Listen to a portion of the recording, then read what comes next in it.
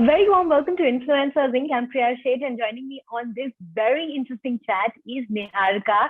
She has been creating waves across social media with all her interesting content and relatable content, more or less. So, thanks very much, Niharika, for joining us today. I want to begin by talking to you about the huge fan following you've created in the pandemic. Lots of people subscribing to your channel, logging onto Instagram to see your updates. Tell us, what did it take to get there? Honestly, I just feel like the fear of the pandemic and inevitable doom kind of pushed me towards doing something with my life other than just sitting, just holed up in my couch. It just got really, really sad after one point. And I was like, you know what? I'm just going to do something right now because I have nothing else to do because the whole world was at a standstill. So it was quite, whenever I think about it, I think it's like really bittersweet because the timing that it happened was so weird for everyone, but also it happened. So I'm like happy, but also like about it. But tell us a little bit about, how you think about the content you want to put out. Is there a calendar that you're working on? Because when you look at the content that you create, it's so relatable. I think everybody wants to just watch the videos because they've been there, done that, been through these kind of experiences and want to watch it as well. So tell us a little bit about the whole content creation process. Oh, thank you for saying that. I honestly, like, if you've seen any video of mine, I just pull from my personal experiences. I don't try to say XYZ. I don't try to create a situation that I've not experienced before, just because I think it just authentically comes and I don't have to try too hard when I do that. But having said that, I'm trying to step into like a slightly fictional zone where I'm not just doing relatable content, but that's something I'm just playing around with now. Haven't started yet, but we'll get there. But for right now, I just pull from my experiences. So is there like a content calendar that you create, in the sense that today I'm going to do this, tomorrow I'm going to do this, 15 days later I'm going to do this, or is it just so impromptu?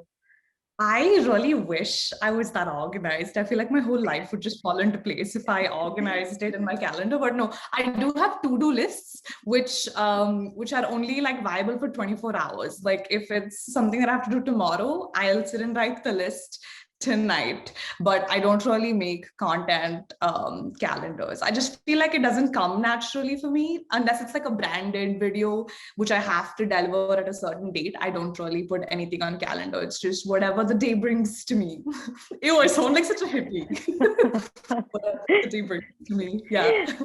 But when it comes to influencers in the market, there's so many content creators, and yet there are certain who stand out from the rest. And it's actually a lot to do with the genre that you pick and the fact that it's a niche that you've recognized as your forte when it comes to content creation. So how did you recognize that comedy was your forte?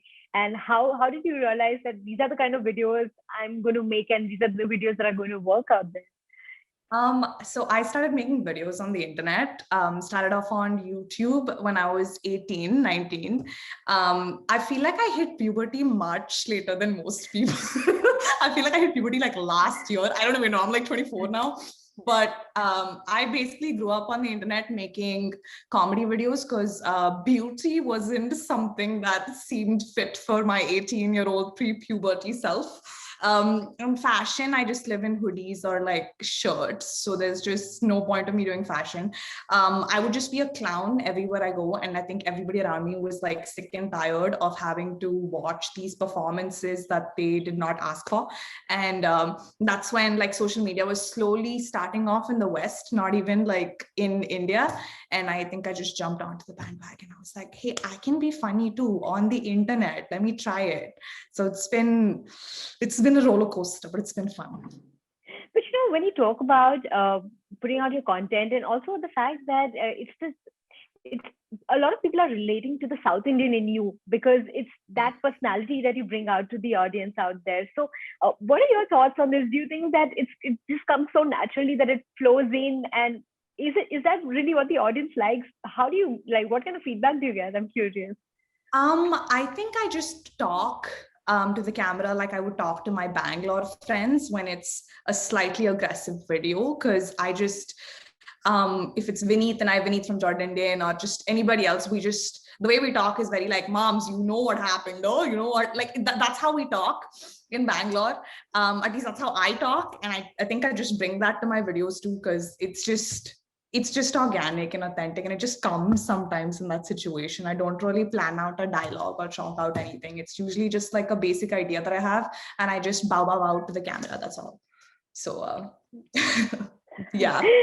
Right, interesting journey out there. But I also want to talk a little bit about branded content and monetization and all the very difficult things that come with being an influencer.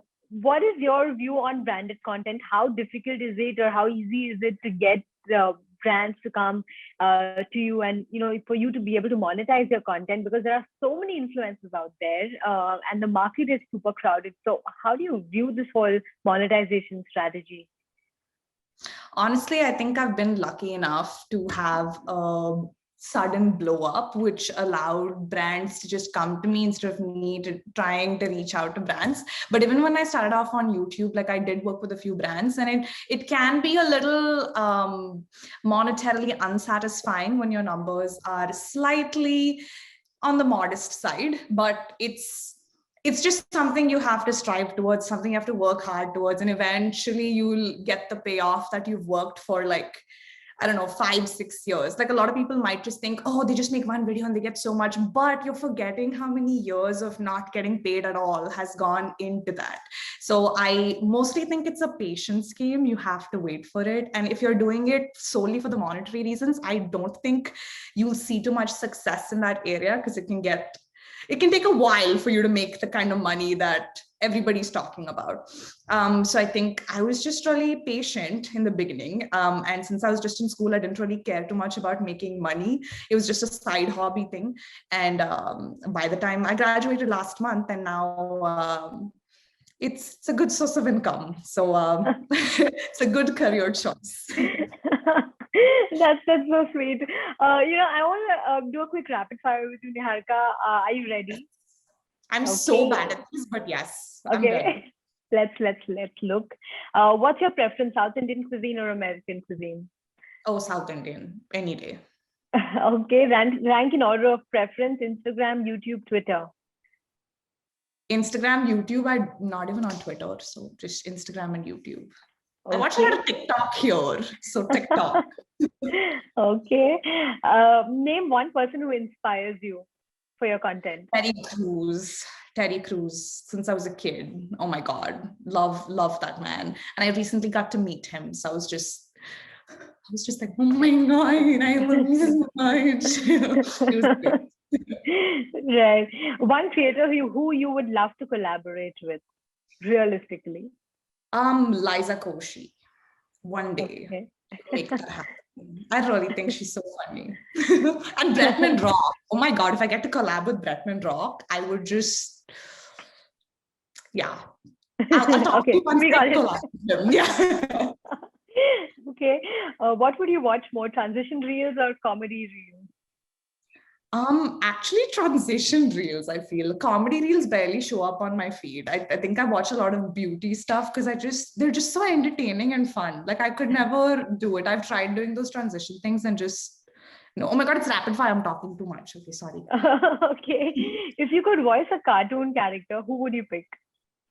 Ooh, do you know the hen Hey from Moana, the cockeyed hen, like the little hen? Yeah, probably that hen. Okay, interesting. Okay, what would you pick, consistency or quality? Ooh, I've always a middle ground. You can't just pick either and survive. You need both. You need a bit of both. So both. I've never been consistent though, so like I think quality. Okay, you got it in out there at the end.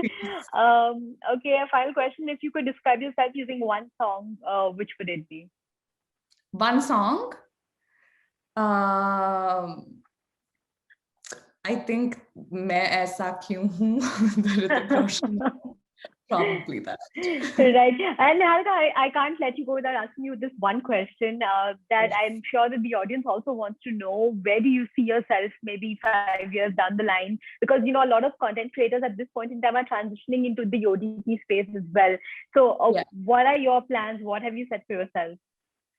I honestly, like I said, I graduated like literally last month, and I've never felt this kind of freedom where I could make content like the way I wanted to always. So just hopefully keep doing what I do and multiply 10x. And maybe, not maybe, I'm going to manifest this. I'm definitely doing long form content, and I want to try other genres that are not just comedy also, but we'll see. We'll see. I'm thinking too much now only, but we'll see when we get there. Tomorrow I'll tell, Okay. but then later I'll just be like, oh my God, I don't know what to do. Okay, we'll keep a track on your journey, and we're excited to be a part of it as well. So thanks so much for your time, Niharika, and it was really a pleasure speaking with you. Thanks so much.